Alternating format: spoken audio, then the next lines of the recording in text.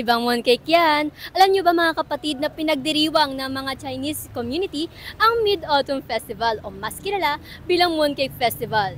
Kaya tara, samahan nyo ako na silipin ang pagdiriwang ng festival na ito sa world's oldest Chinatown, ang Binondo!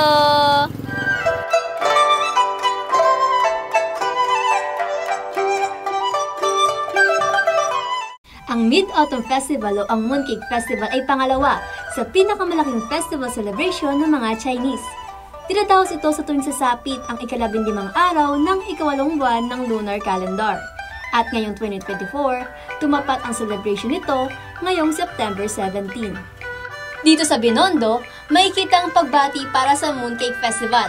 At present sa center stage ang bida ng selebrasyon, ang mooncakes.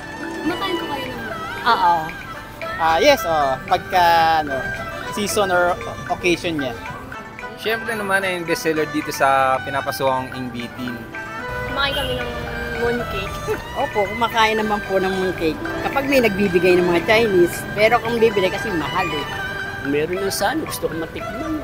Wala naman akong idea pa talaga na hindi pa natikman, pero masarap daw. Isa sa mga tradisyon sa tuwing sumasapit ang Mid-Autumn Festival ay ang pagkain ng mooncakes. Ito ay kadalasan na mabibili sa mga bakeries at supermarkets. Pero sa Binondo, ang MB Team, Mr. Ube at Holland ang ilan sa mga kilalang bilihan ng mooncakes. Tingin niyo pa bakit po kumakain pa ng mooncake every Mooncake Festival? Kasi yung traditional na yun ng mga Chinese and then mga pinare-regalo nila. Hindi ba dahil full moon? Hindi ba?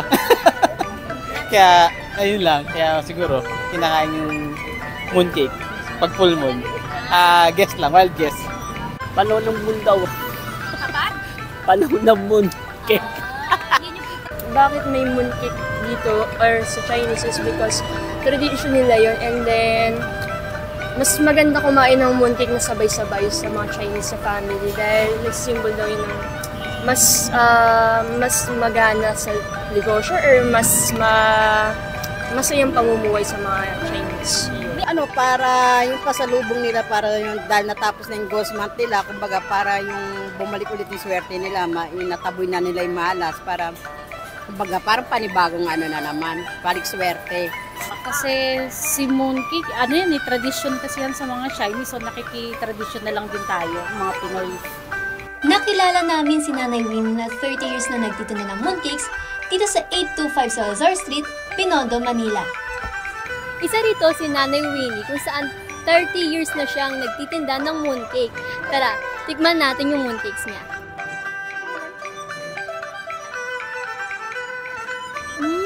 Ang chewy niya. Ilan po yung available flavors po na ginagawa po niyo? Ito yung yung white na may powder, yung ganyan. Tapos ito yung black mungo. Ito yung gaobi na may mochi sa loob, yung may malagkit. Ano po yung bestseller po ninyo? Lahat yan bestseller namin kasi maubos siya hanggang mamaya. Bakit nga ba mooncake ang bida tuwing Mid-Autumn Festival?